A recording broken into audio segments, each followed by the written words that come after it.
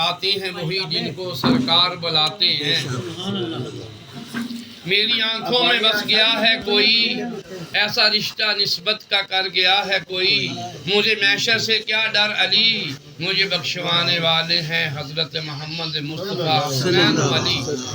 عزیزان گرامی، صرف 5 منٹ کی بات ہے۔ نبی پاک صلی اللہ علیہ وسلم کا فرمان ہے، کوئی آدمی ہے جو مجھے دین دے اور میں اسے اجر جنت الفردوس میں عطا کروں۔ کوئی آدمی ہے جو مجھے دین دے، یعنی کہ کوئی ایسی چیز پیش کرے جس کی وجہ سے میں اسے جنت میں ایک محل عطا کروں، تاج عطا کروں۔ تو صحابہ کرام نے پوچھا، یا رسول اللہ صلی اللہ علیہ وسلم، ہم تو انسان ہیں، کیا پیش کر سکتے ہیں؟ تو آپ نے کہا، وہ شخص جو میری خاطر جھوٹ بولنا چھوڑ دے، وہ شخص جو میری خاطر جھوٹ بولنا چھوڑ دے، جنت میں اس کا محل ایسے ہوگا جیسے بادشاہوں پہ بادشاہ کا محل ہے۔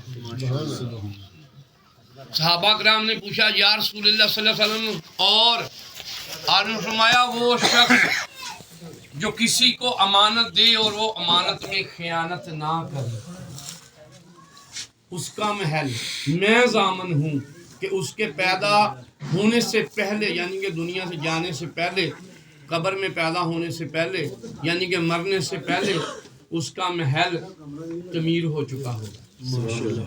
وہ آدمی جو دل میں کسی کے لیے بری رنجش نہ رکھے، یعنی کہ جھگڑا ہو گیا لیکن وہ اسے دل سے معاف کر دے۔ وہ آدمی جو کسی سے کاروبار کرے اور اس کو پتہ ہے کہ اس چیز میں نقص ہے، وہ اس کو بتا دے، تو میں اس کا ضامن ہوں کہ محل جنت میں اس کا تعمیر ہو چکا ہوگا۔ جب وہ قبر میں جائے گا تو سیدھا اپنے محل میں جائے گا۔ عزیزان گرامی، کہنے کا مقصد صرف یہ ہے، ہمیں نہ تو کسی گورنمنٹ نے روکا ہے، نہ ہمارے ماں باپ نے، ہمارے بزرگوں نے، دوستوں نے روکا ہے۔ صرف رکنا ہے تو کیا، ہم نے خود گناہوں سے رکنا ہے۔ اللہ تعالیٰ نے زانی پہ لعنت نہیں ڈالی، شرابی پہ لعنت نہیں ڈالی، چور پہ لعنت نہیں ڈالی، آپ نے جھوٹ بولنے والے پہ لعنت ڈالی، لعنت اللہ علی القاذبین۔ ایک صحابی رسول کسی کے گھر میں گئے حدیث مبارکہ لینے۔ حضرت ابو ذر غفاری رضی اللہ تعالیٰ عنہ فرماتے ہیں کہ ابو ہریرہ رضی اللہ تعالیٰ عنہ گھر میں تشریف نہیں رکھتے تھے۔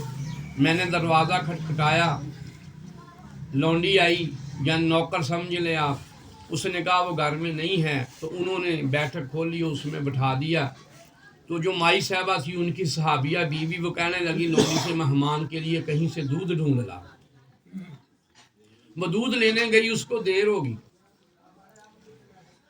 جب دیر ہو گئی تو وہ کہنے لگی، لونڈی پر خدا کی لعنت ہو، مہمان گھر میں بیٹھا ہوا ہے، ابھی تک دودھ لے کر نہیں آئی۔ اب یہ مالکن نے اپنی غلام پہ کی ہے لعنت۔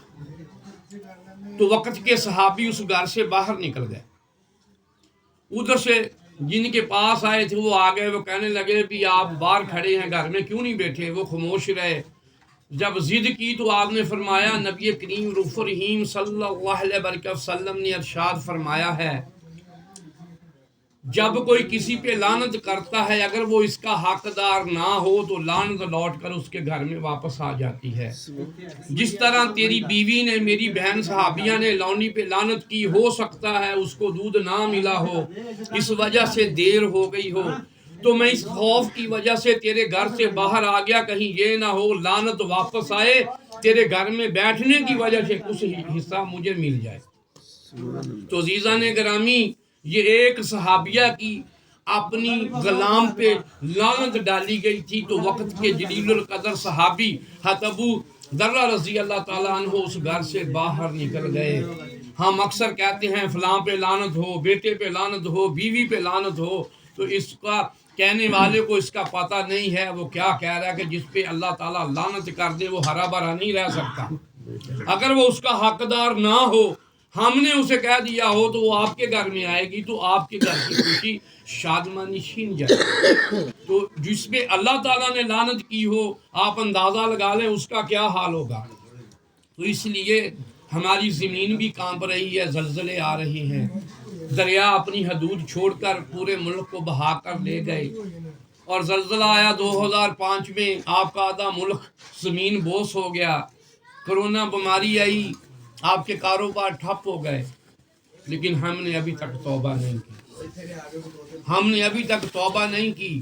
ہمارے دل میں یہ ہے کہ رڑ گئے ہیں تو وہ ملک رڑ گیا، ہم تو بچ گئے۔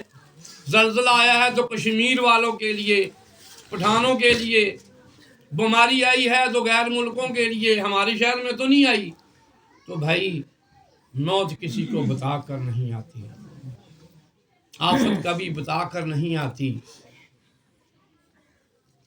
بزرگ کہتے تھے جب بارش کا موسم آنے والا ہو نا، اپنی چھت مرمت کر لو تاکہ بارش میں چھت ٹپکے نہ، آپ کو بے سکونی نہ ہو۔ تو کسی نے اللہ کے ولی سے پوچھا کہ بھائی میں توبہ کرنا چاہتا ہوں، مجھے کیسے ہو توبہ کر لوں؟ وہ کہنے لگے ایسا کر، مرنے سے ایک دن پہلے توبہ کر لینا، مرنے سے ایک دن پہلے توبہ کر لینا۔ وہ کہنے لگا سرکار مجھے کیسے پتہ چلے گا میں کل مرنے والا ہوں؟ تو آپ نے کہا پھر ابھی سے توبہ کر لے، کیا پتہ تو اٹھے یا نہ اٹھے۔ تو اس لیے پیغام یہی ہے، پتہ نہیں ہم کب جدا ہو جائیں، آپ کا جسم آپ کا ساتھ چھوڑ جائے۔ جو بھائی آپ پر جان نشاور کرتے ہیں وہ آپ کو مٹی کے نیچے چھوڑ آئیں، جو بیویاں آپ کے بغیر گھر نہیں چلا سکتی وہ تمہیں بھول جائیں گی، وہ اولادیں اپنے کاروبار میں مشغول ہو جائیں گی، تو تنہا قبر میں پڑا ہوا کس کو یاد کرے گا جس کو آج چھوڑ بیٹھا ہے۔ جس گھر بار کے لیے تو نے اللہ اور اللہ کے رسول کے رستے کو چھوڑ دیا، قبر میں خالی پڑا رہے گا ہزاروں سال، پشیمان ہوگا، روئے گا، تجھے چپ کرانے والا کوئی نہ ہوگا، تیرے آنسو دیکھنے والا کوئی نہ ہوگا، تجھے سنبھالنے والا کوئی نہ ہوگا، قبر میں روشنی دینے والا کوئی نہ ہوگا، نہ کوئی رشتہ دار آئے گا، نہ کوئی دوست آئے گا، نہ کوئی پوچھنے والا آئے گا، نہ کوئی بخشوانے والا آئے گا۔ کیوں؟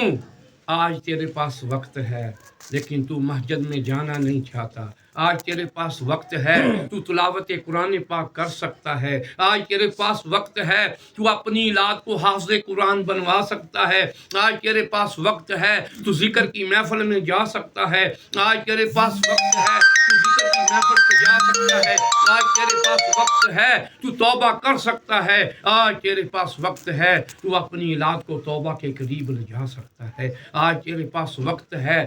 کیوں؟ تیری سانسیں چل رہی ہیں، تو سوچ رہا ہے اگر وہ کاروبار کر سکتا ہے، اگر گھر کو سنبھال سکتا ہے، بیوی بچوں کو پال سکتا ہے، تو قسم اس رب کریم کی تو میرے اللہ اور اللہ کے رسول کو بھی منا سکتا ہے، تو میرے اللہ اور اللہ کے رسول کو بھی منا سکتا ہے۔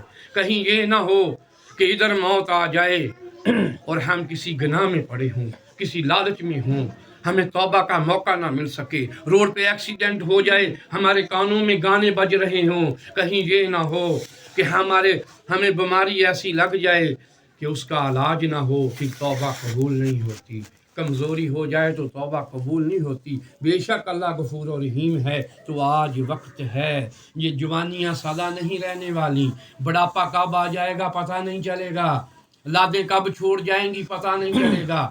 رانا غلام رسول حیات ہے، بیٹا گزر گیا ہے، اس سے بڑا سبق کوئی نہیں ہے، اس سے بڑا سبق کوئی نہیں ہے، کوئی نہیں پتا جوانی میں چلا جائے گا، بڑھاپے میں جائے گا، تو اس لیے خدا کے لیے یہ وقت ہے، سانس ٹوٹنے کے بعد جو کام آئے گا وہ کالی کملی والا کام آئے گا، علی المرتضیٰ سلام اللہ کام آئے گا، حسنین کریمین کام آئیں گے، ابو بکر صدیق رضی اللہ تعالیٰ عنہ سلام اللہ کام آئے گا، عمر فاروق رضی اللہ تعالیٰ عنہ کام آئیں گے، اولیاء اعظام کام آئیں گے، علماء کرام کام آئیں گے۔ ہاں ایک چیز ضرور ہے، نبی پاک صلی اللہ علیہ وسلم نے فرمایا اگر تم چاہتے ہو تو جنت تم پہ فرض کر دی جائے، یا اللہ اور اللہ کے رسول کو راضی کر لو یا ماں باپ کو راضی کر لو، اور یقین کریں سب سے آسان کام ماں باپ، انہوں نے روٹی تو کھانی ہے، کپڑا تو پہننا ہے، گھر میں رہنا ہے، اگر تھوڑی سی مٹھاس پیدا کر لے، خلوص پیدا کر لے تو سمجھ لو تیری بخشش ہو. تو یہ وام کوئی بھی مشکل نہیں ہے، ہر آدمی کر سکتا ہے. اس کے لیے نہ تو حافظ قرآن ہونا ضروری ہے، نہ نماز پڑھنا ضروری ہے، نہ صدقہ دینا ضروری ہے. ضروری یہ ہے کہ محبت سے ان کی طرف دیکھ. حج اکبر 11 لاکھ روپیہ لگتا ہے حج کرنے کے لیے، پتہ نہیں قبول ہوگا کہ نہیں ہوگا. مسجد بنا دی، پتہ نہیں قبول ہوگی کہ نہیں ہوگی. کسی کو کھانا کھلایا، پتہ نہیں قبول ہوگا کہ نہیں ہوگا. لیکن جب آقا کریم نے فرما دیا کہ ماں باپ کے چہرے کو دیکھنا حج اکبر است، حج اکبر اس کو کہتے ہیں جو حج اکبر کر لے وہ اس طرح ہو جاتا ہے جس طرح ماں کے پیٹ سے پیدا ہوگا. تو جن کے ماں باپ ہیں، جن کے تایا تائی ہیں، جن کے ماما مامی ہیں، جن کے نانا نانی ہیں، جن کے دادا دادی ہیں، جن کے ہمسائے بزرگ ہیں، یقین کریں ہر لمحے آپ کو لیے حج اکبر است ہے.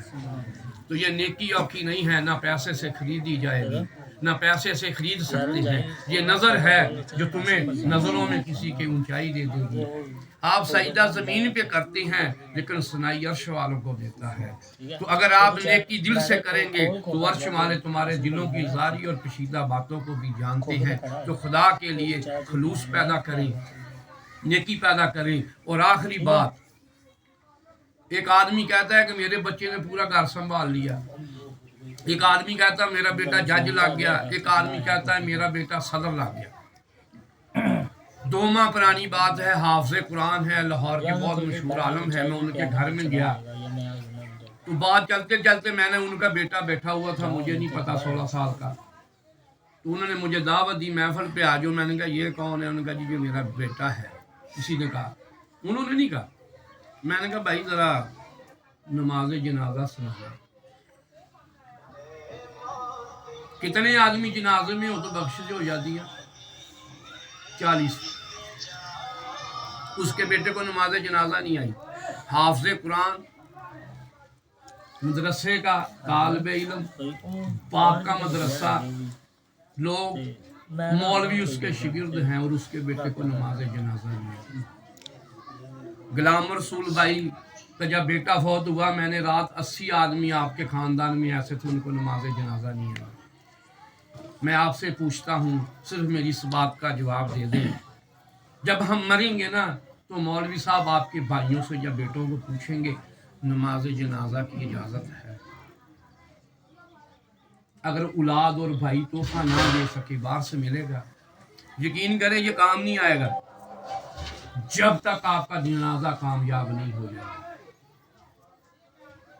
تو یہ میں آپ سے پوچھتا ہوں، کیا کبھی آپ نے اپنی اولاد سے، بھائی سے پوچھا کہ بھائی مرنے کے بعد آخری تحفہ کیا دے گا؟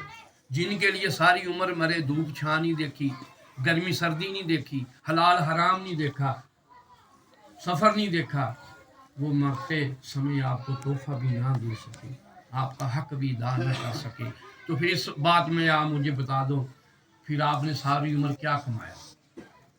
تو اس لیے خدا کے لیے اپنے بچوں کو، اپنے بھائیوں کو، دوستوں کو نماز جنازہ اور پہلا کلمہ ضرور سکھا لیں. آپ ابھی سننا شروع ہو جائیں، پہلا کلمہ نہیں آئے گا، زیر زبر پیش کا فرق پڑ جاتا ہے. تو اس لیے کوشش کریں کہ ہم اپنے بچوں کو دین کی تربیت ضرور دیں. وہ اسکول میں پڑھا نہیں پڑھا رازق اللہ ہے، لیکن مرنے کے وقت آپ کو کلمے کی بھی ضرورت ہے اور پڑھانے والے کی بھی ضرورت. ہو سکتا ہے مجھے بیماری ایسی ہو میں نہ پڑھ سکوں، مجھے وہ یاد کرا دے. اس لیے اللہ تعالی ہم سب کو معافی دے. کوشش کریں کہ بچوں کو ایسے مدرسے میں، ایسے مسجد میں بھیجیں جہاں وہ دعائیں یاد کر سکے، کلمے یاد کر سکے. اور عمر کی شرم نہیں ہے. میں کہتا ہوں مجھ سے گھر کے اندر بیٹھ کے سیکھ لیں. کئی سائی ہیں ایسے جو اندر مسلمان ہو گئے، لوگوں کو نہیں پتا، انہوں نے مجھ سے قرآن پاک پڑھا تو میں نے آج تک ان کا بتایا بھی نہیں. تو اس لیے آپ اپنے گھر میں بیٹھ کے بھی پڑھ سکتے ہیں. میرے پاس تنہائی میں آ جائیں، اپنے کسی علاقے کے عالم کے پاس چلا جائیں. ایسے لوگ ہر محلے میں، ہر گلی میں ہیں. آپ کی بیٹی سے آتا ہے اس سے سیکھ لیں، بیٹے سے سیکھ لیں، بھائی سے سیکھ لیں، دادے سے سیکھ لیں. گھر میں کوئی نہ کوئی ایسا ضرور ہوتا ہے. جس طرح ہم کاروبار کرنے لگے شرم نہیں کرتے نا، تو دین کے لیے بھی شرم نہ کریں. کیونکہ یہاں سے تو آپ ختم ہو جائیں گے، شرم ختم ہو جائے گی، لیکن وہ آخری زندگی وہاں موت نہیں ہے. تو وہاں پھر کوئی ایسا کام نہیں ہوگا، نہ وہاں توبہ قبول ہوگی. تو یہ وقت ہے تو خدا کے لیے اللہ تعالی ہم سب کی توبہ کو قبول کرے اور ہماری توبہ کو قبول عطا فرمائے.